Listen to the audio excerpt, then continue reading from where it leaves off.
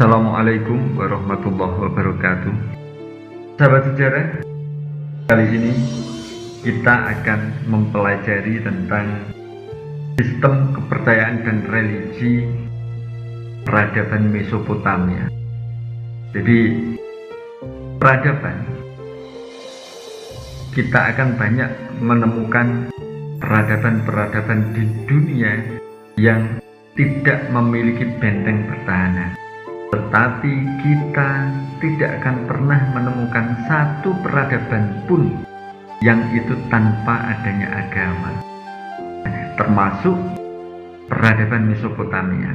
Mereka pun memiliki keyakinannya sendiri. Dan di sini kita akan mengulasnya bersama-sama. Oke, sahabat sekalian. Sejak awal hingga runtuhnya kerajaan-kerajaan yang membentuk peradaban Mesopotamia, agama memainkan peran yang sangat penting. Pentingnya agama terlihat dari pengaruhnya terhadap semua aspek kehidupan, seperti organisasi pemerintahan dan masyarakat, seni, sastra, dan bahkan ilmu pengetahuan. Agama di Mesopotamia, seperti halnya agama-agama kuno lainnya, dicirikan oleh beberapa hal. Di antara ciri tersebut adalah yang pertama, totemisme, yaitu kepercayaan bahwa sebuah objek, binatang, atau tumbuhan memiliki makna spiritual bagi sekelompok orang.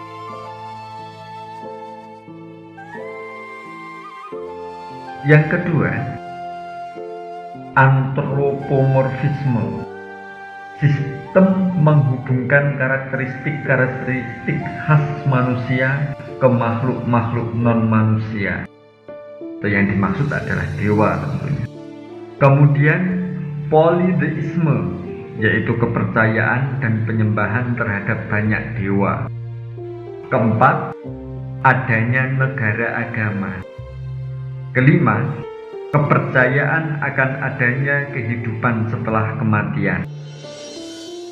Kemudian keenam, penyembahan terhadap para pemimpin negara, penguasa, atau imam karena diyakini sebagai perwujudan dewa tertentu.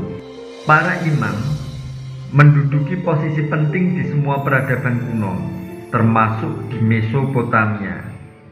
Imam-imam di Sumeria tidak hanya berperan sebagai pemimpin spiritual, tetapi juga pemimpin politik. Mereka dianggap sebagai wakil dari dewa-dewa pelindung negara. Oleh karena itu, negara-negara kota Sumeria sering disebut sebagai negara kuil atau temple state, sementara pemerintahnya disebut imam atau raja. Setiap negara kota memiliki dewa pelindungnya sendiri. Kepercayaan terhadap dewa pelindung ini tidak hanya dilakukan oleh suku bangsa Sumeria, tetapi juga oleh bangsa Akkadia, Babilonia, dan Asyur. Dewa-dewa tersebut antara lain adalah sebagai berikut. Yang pertama, Sin atau Nana, dewa bulan, pelindung negara kota Ur. Yang kedua, Enlil, dewa angin. Yang kedua, Enlil atau dewa angin, salah satu dari tiga dewa, yaitu Anu, Ea, dan Enlil, pelindung negara kota Nippur. Yang ketiga, dewa Anu, dewa langit, pelindung negara kota Uruk. Yang keempat, Ninurta, dewa petir dan badai, pelindung negara kota Lagas. Yang kelima, Utu, dewa matahari dan keadilan, pelindung negara kota Larsa. Yang keenam, dewa Marduk, mula-mula dewa badai, kemudian menjadi dewa utama, negara kota Babilon dan menjadi dewa bangsa Babilonia. Yang ketujuh, dewa Asyur. Dewa utama negara kota Asyur. Kuil besar dan tinggi yang disebut Zigurat dibangun sebagai tempat untuk berdoa kepada dewa pelindung. Selain itu, upacara ritual keagamaan dilakukan dengan sejumlah perlengkapan upacara yang berbentuk sesajian atau sajen. Tujuannya mendapatkan perlindungan dan berkat dan dewa tertentu.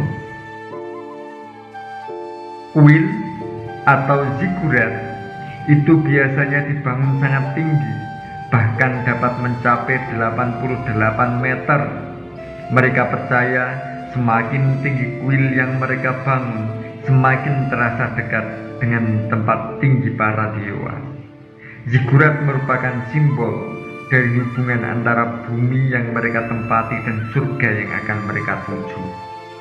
Dewa pelindung disembah selama seluruh periode sejarah Mesopotamia. Kendati demikian, ada beberapa pengecualian dan kekhasan. Dewa pelindung disembah selama seluruh periode sejarah Mesopotamia.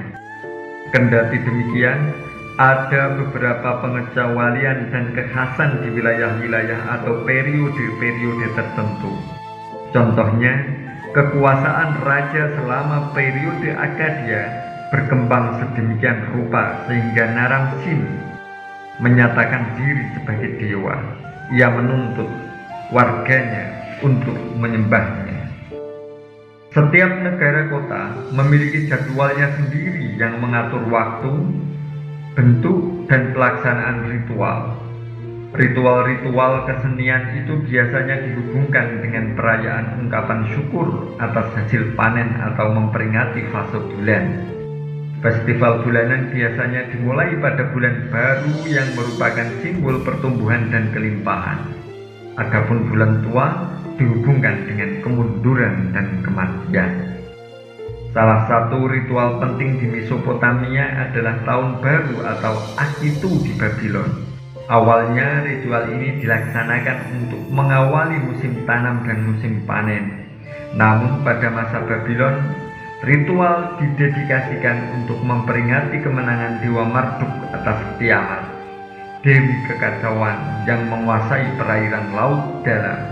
Festival lainnya yang utama di Mesopotamia adalah peringatan perkawinan suci antara Dumuzi, seorang penggembala, dengan Inanna, dewi cinta dan kesuburan. Oke, sahabat sekalian, itu tadi ulasan tentang spiritualitas peradaban Mesopotamia. Oke, semoga bermanfaat. Salam Nusantara, salam sejarah. Assalamualaikum warahmatullahi wabarakatuh.